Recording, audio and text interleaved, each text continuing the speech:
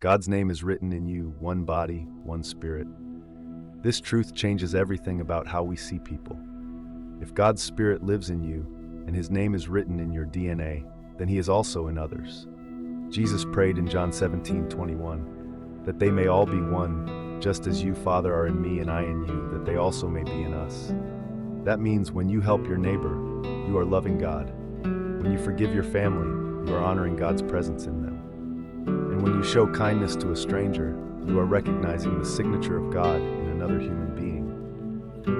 Even I, standing here today, am connected to you, because the same God who placed His name in me has placed it in you. We are one family, one body, one spirit. Closing the call. Church, this is why we must return to God's Word, because it's not just truth written on paper, it's truth written in our very being. If His name is on you, live like it, love like it, forgive like it, shine like it.